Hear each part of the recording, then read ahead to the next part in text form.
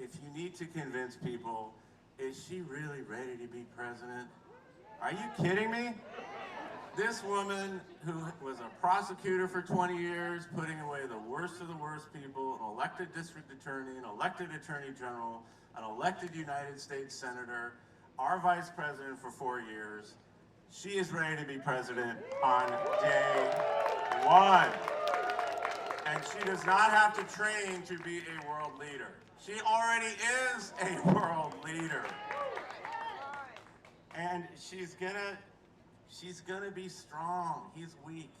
All this stuff he just complains about are things that he actually could have worked on when he was president, but did not.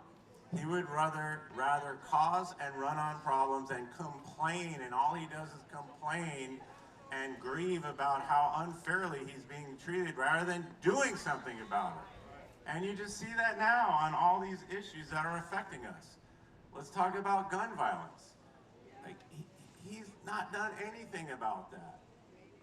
He made it easier, that's right, and you know that right here, and you know, Kamala is a responsible gun owner. She believes in the Second Amendment, but gun violence is the #1 cause of death for young people in this country.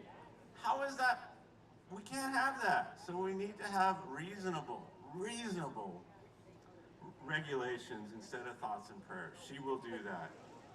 On the border, she has actually done work on the border as Attorney General of California, stopping the flow of fentanyl and human trafficking. She's already done this work. She will do this work as president. He did not do this work, and when, of course, we had a bill that President Biden would have signed, Trump called his little cronies and sycophants and supplicants, and he said, kill the bill, because I want to run on a problem at the border. She will sign that. This is what he does. So she's going to stand up for fundamental rights while he literally has already taken them away when he was president. Dobbs' decision, he owns that. And that's what it's going to be. Project 2025 is real. J.D. Vance's fingers are all over that stuff. And, you know, that guy's scary. He's a real extremist. And, you know, like I said, Trump's not getting any younger. And you can see him degrading. And you got J.D. Vance standing behind him. We can't have that. The positions that are in Project 2025 are extreme. Nobody wants any of this stuff in this country. Nobody. And we see that every time freedom is on the ballot since the Dobbs decision, freedom has won. And writ large, freedom is on the ballot between Trump and Harris, my wife. So can we vote for freedom? Can we vote for Kamala? So Kamala, when she got up there, it was only 14 weeks ago. 14 weeks. She got up on stage when we needed a leader, and she stepped up. Nobody handed her this nomination. She earned it, just like she's earned everything in her whole life. When she got up there, she promised to unite the country, and you're seeing that. You are seeing people get behind her, all kinds of folks, including conservatives who've never voted for a Democrat in their lives, and they're putting country over party.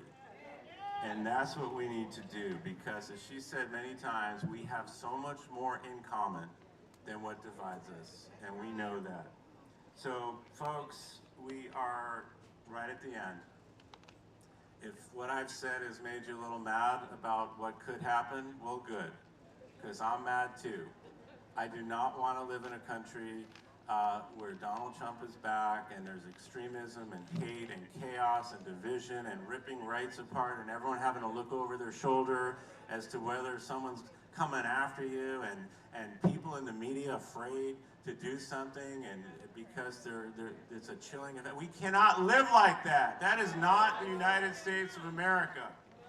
So for these next 9 days, to prevent that and have a world and a leader that we can be proud of, look up to, that'll stand tall on the world stage and be there for all of us on every issue that we care about, then we've got to fan out in this neighborhood. You knock on every door, call everyone you know, you just right to the end. Make sure people are voting early.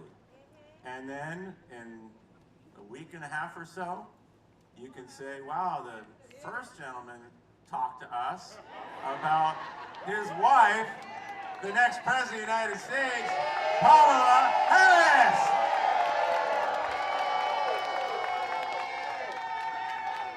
So let's get this done. There's 32 offices around. There's volunteers everywhere. People are coming from out of state. Welcome them with open arms, and let's get this done. Let's fight for our country. Thank you.